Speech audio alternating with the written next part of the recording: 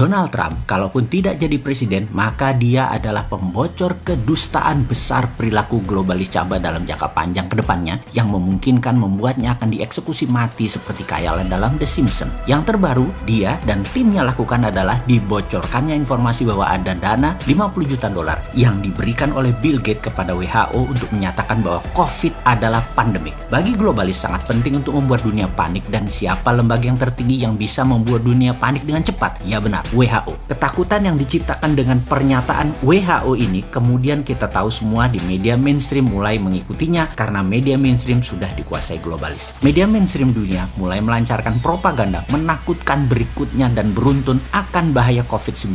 Mundurnya Amerika sebagai negara donor di banyak multinational organization seperti PBB, WHO membuat organisasi yang telah dikuasai globalis ini menjadi mandul. Namun untungnya ada salah satu globalis yang mau jadi dewa, yaitu Bill Gates, yang dimana setiap 10 dolar anggaran yang dibutuhkan oleh WHO, Bill Gates memberikan 1 dolar donasinya. Karena itu Bill Gates bisa mengendalikan, sekali lagi, banyak organisasi besar di dunia yang dikendalikan oleh globalis, termasuk oleh Bill Gates. Globalis memang anti negara, anti nasionalis, kendalinya ada di PBB, WHO, dan sejenisnya. Karena itu Trump yang agak koslet otaknya menyatakan Amerika keluar dari lembaga multinasional karena tidak bisa dikendalikannya lagi organisasi dunia tadi. Semua globalis yang kendalikan sudah tidak mewakili umat manusia. Dalam 20 langkah globalis mengendalikan dunia kali ini yang terdapat dalam informasi Bosman sebelumnya, dikatakan bahwa nomor 2 ada poin dalam tanda petik melepas virus yang sedikit mematikan dibandingkan flu. Dengan kekuatan berita WHO ini membuat percepatan efek menakutkannya atau terorisme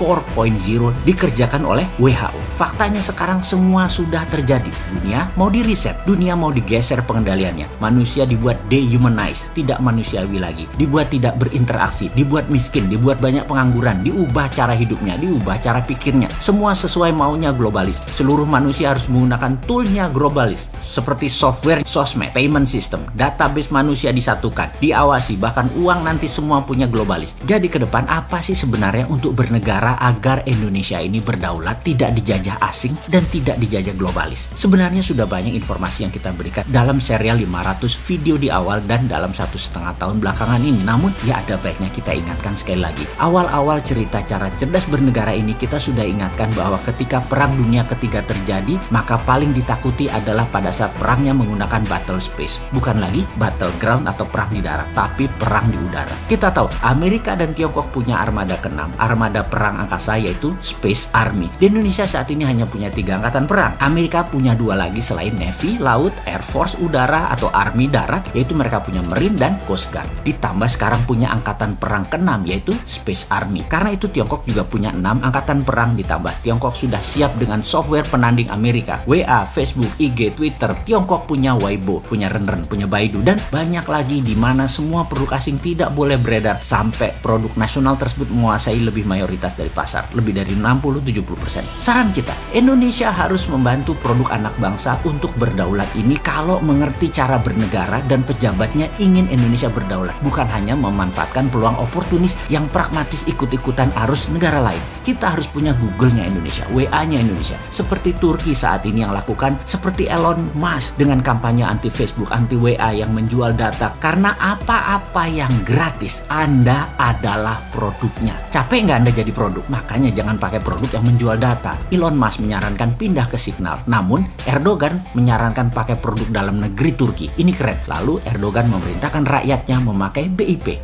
Indonesia bagaimana? Pemerintah sarankan rakyatnya pakai dinaran misalnya sebagai payout system yang di-endorse pemerintah. Salah, nggak jualan produk sendiri, maaf. Jangan, kita fokus ke lainnya saja. Oke, pemerintah lakukan seperti apa yang Tiongkok lakukan, seperti list di bawah ini. Baidu, Google-nya Cina. Alibaba, Amazon-nya Cina. Didi Sucing, Uber-nya Cina. Baike, Wikipedia-nya Cina.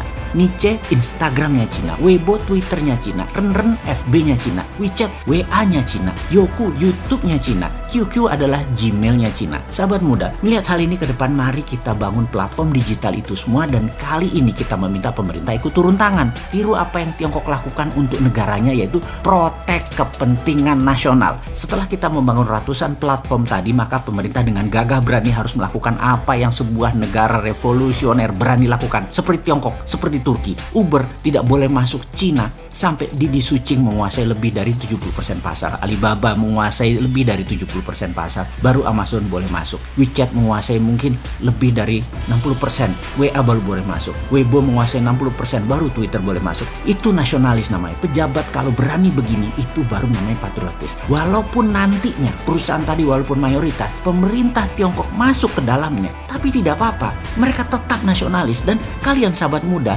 harus bisa membangun platform ini semua sehingga pemerintah melakukan tindakan proteksi tadi. Kalian sudah siap. Sekali lagi saya ingatkan, 3 tahun ke depan adalah masa yang sangat cepat, dan kita semua tahu dalam waktu 3-6 bulan ini saja kalian bisa membangun semua platform tersebut. Kemudian di semester kedua tahun ini, di tahun 2021 ini, mulailah jalankan platform-platform tadi. Sehingga cara sederhana bisa kita kalkulasi di tahun 2022 besok, ketika mungkin 50% 5G sudah menjadi platform komunikasi, ditambah aplikasi sosmed yang beragam tadi sudah milik bangsa, Indonesia sudah menjadi negara digital. Inilah new normal. Itulah tatanan dunia baru di tahun ke depan, di tahun 2021-2022. Digital world, dunia digital. Kita siap dengan digital ekonomi kita, dengan digital livingnya sekaligus. Tinggal satu langkah lagi. Bagi kalian generasi milenial dan generasi Z, di tahun 2023 mulailah bersiap-siap masuk era baru, yaitu digital politik. Disinilah saya pribadi dan beberapa sahabat saya yang usia udah di atas 50-an